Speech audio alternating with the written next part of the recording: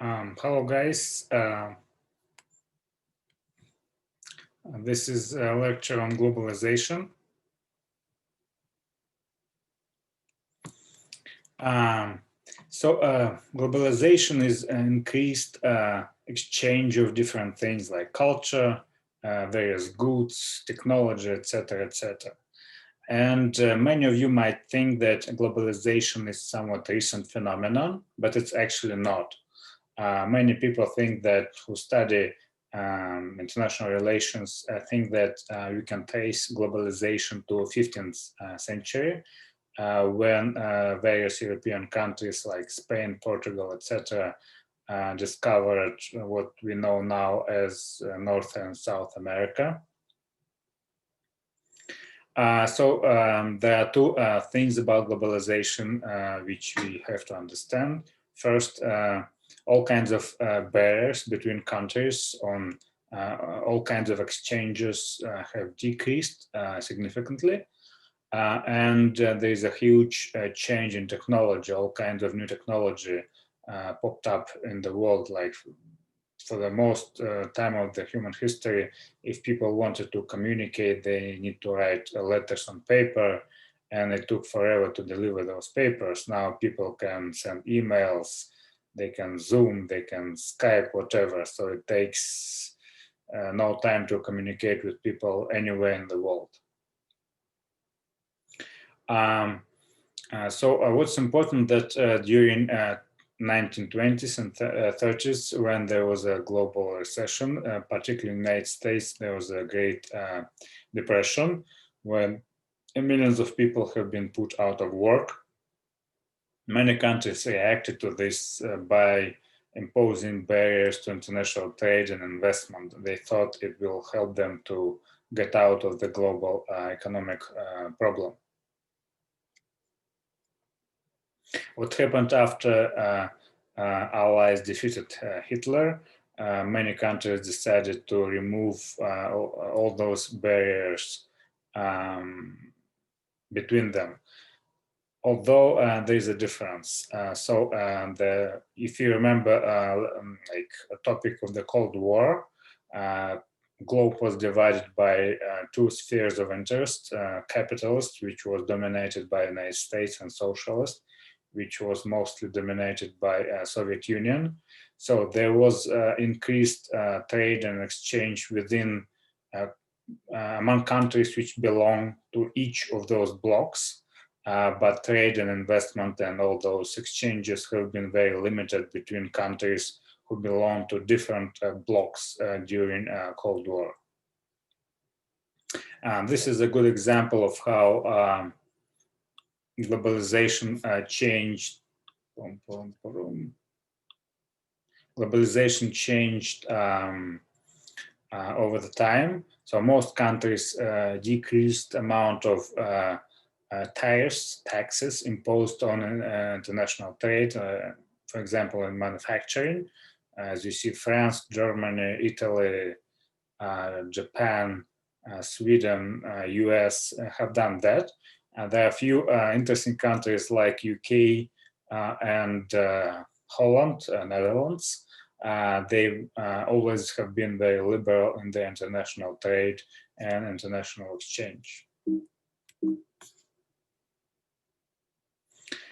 So as a result of this removal of trade barriers, you see a great increase in world trade and in world production in global GDP. So it helped economic growth enormously. Important thing that technology, and one of those things is internet, allowed for free exchange of information recently. And companies which work in Silicon Valley in California, basically this like sub-region is a huge part of the global economy. Globalization has different aspects, and what's important, these aspects are connected. They're not separate from each other.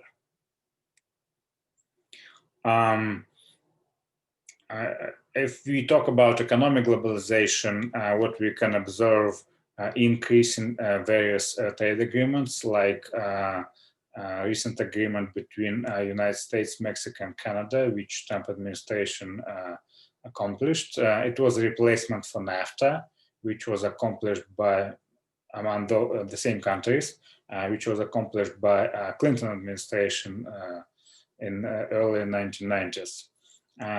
We can see European Union, a huge pact of 27 countries which exchange all kinds of goods and services among each other without any tariffs or any taxes, any kind of economic restrictions. And there is another organization, World Trade Organization. The goal was to regulate global trade, and it's not very important now because Trump administration, specifically Donald Trump, decided not to use World Trade Organization as a vehicle for resolution of differences. He attempts to engage in different like trade negotiations, for instance, with China. But as of 2020, we know that these agreements do not work very well. China is still, it underperforms in its obligations. And also, like the main issues which United States had with China, like theft of international intellectual property, inability of American companies to move their profits from China to United States, and many other issues, they are not resolved. So what Trump administration accomplished, well, it's not much. There are a bunch of organizations, as I said, World Trade Organization, International Monetary Fund, which main goal is to give money to countries which experience severe financial difficulties, and they have to implement certain economic reforms to get money from International Monetary Fund.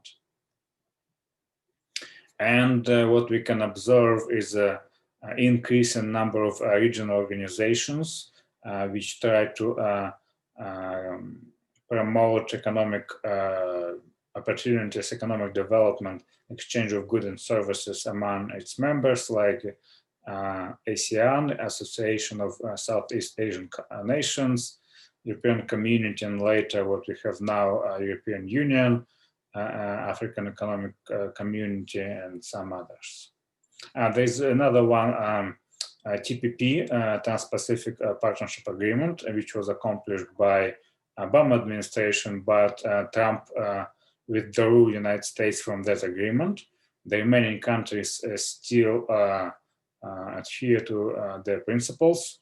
Let's see if Biden becomes president. United States probably will rejoin TPP. So what has changed in the last century about global economy? In 1960s, United States was the largest economy in the globe, and it's pretty different now. Now, United States is still important, but no longer the largest economy. If you see International Monetary Fund, they calculate GDP growth, domestic product, by PPP, purchasing parity principle. The idea is that you compare the cost of goods, the same goods in different countries, and it gives you a better understanding of like worth of the economy, how the economy is worth. So now International Monetary Fund thinks that Chinese economy is larger than US economy by $7 trillion. And this is a decline of US share in global GDP in recent years, and a projected decline further due to growth by China, India, and some other countries. Of course, in 2020, everybody falls, but in a different scale. So political globalization, one of the aspects we still have to mention. So what we have here, we have United Nations. It's a group of countries. Most countries in the world belong to United Nations. The idea is to promote peace, as you remember from previous week. Sometimes it works, sometimes it doesn't. In most cases, it's not very successful in its implementation of their goals. Another organization would be a World Bank. They, in comparison to International Monetary Fund, they try to focus on countries which are underdeveloped to provide money to further their economic growth. And debate about globalization. So some good things. When you have multiple countries compete in international stage, they try to produce the same goods cheaper and cheaper. So you can buy stuff and spend less money on that stuff. Usually generates economic growth. People usually have more money. There are more all kinds of different jobs. And obviously countries, they make a decision through their taxes and all various government policies. Okay, we are doing this particular thing, or we are doing a number of particular things which distinguish us from other countries. And it allows many countries to prosper. What's bad about globalization? Well, if you live in the United States, somewhere Midwest like Michigan, you're in trouble. If you are working manufacturing, your jobs are probably gone somewhere to countries where labor force is cheaper, where you can pay less money to people to do the same job. Obviously, if you don't possess marketable skills, you probably won't do very well in global economy.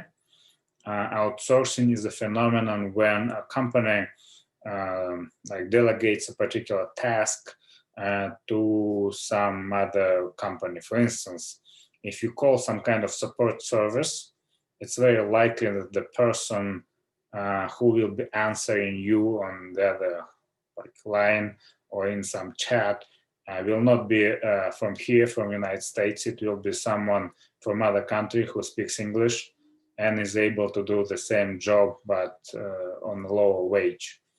So outsourcing is a problem for developed countries in terms of the ability to provide employment to unskilled workers. And obviously, international corporations, they try to move their production to places where taxes and all kinds of regulations are not so severe as in their home countries. So this is one of the aspects of globalization. Another one is loss of sovereignty. If you're like big on sovereignty, because you have to delegate particular functions to international intergovernmental bodies which make a decision on your behalf. Like an example would be like in Europe, they have European court which decides on a particular cases on jurisdiction which belongs to European countries. So you have to delegate some of your authority.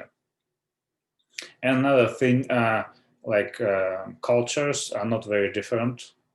Cultures become more homogenized, I guess, if I can pronounce it correctly, because everybody is watching movies produced by Hollywood and everybody likes it, and cultures are becoming more and more similar.